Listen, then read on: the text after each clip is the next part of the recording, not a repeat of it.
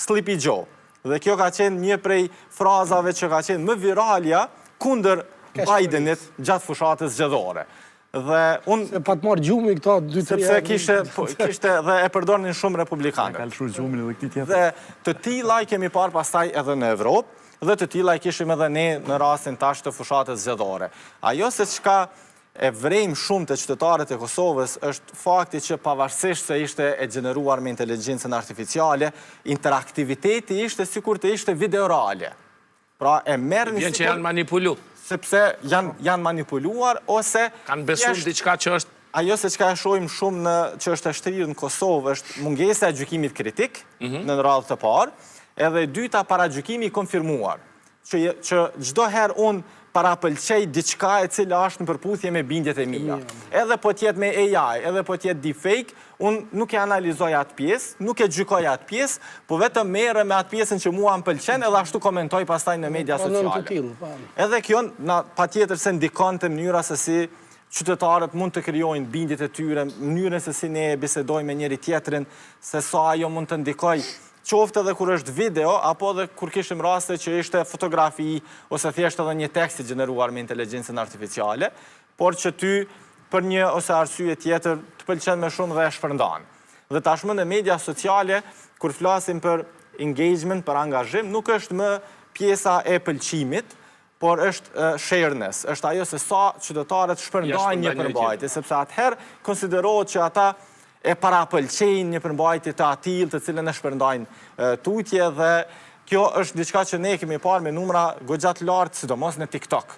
Pra kryesisht aty ka qenë fokusi më i madh i videove të tilla të cilat kanë qarkulluar dhe përveç se kanë marrë miliona views, ne shohim që është një numër i madh i qytetarëve të cilët e kanë shpërndar atë video. Edhe komentojnë, edhe i besojnë, edhe i konfirmojnë ato paragjykimet e veta. Unë kur i shisha disa video, faktikisht është pjesë e një studimi që po e bëj me deepfakes, edhe kemi punuar me një grup të huajve edhe me zgjedhjet që ishin në Bullgari, edhe tash i mblodhëm për zgjedhjet e Kosovës, dhe faktikisht ajo se çka pa në Bullgari është edhe në Kosovë.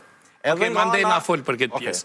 Po mos ta zgjasim. Fit. Po kisha më ndërlidh me drenin, do thotë pikërisht AI dhe përdorimin ja 2-3 këndvështrime. E para është shqetësuese që ajo që përmendi dreni se sa ka marrë shpërndamje për shembull disa postime të krijuara me AI, të cilat fatkeqësisht në fushatat tonë zgjedhore dhe ne punojmë me politikanë partive ndryshme, janë zhvilluar nga kundërshtarët me përmbajtje negative. Denigruese kështu me radhë. Për shembull një postim i tillë gjeneruar me AI që ka pas 7-8 gabime të mëdha të cilat po ti merresh ti zmadhosh i vren, ka qenë për shembull një postim për një prej liderëve të opozitës i krijuar me AI, gjithçka ka qenë në gjuhë në alfabet cirilik serb, data ka qenë viti 2024, mirë po disa ka marrë shera, 1.2 1200 shpërndamje i ka pas... Veç me një vend, se ku e di? Ajo, do të thonë, një qaj postim.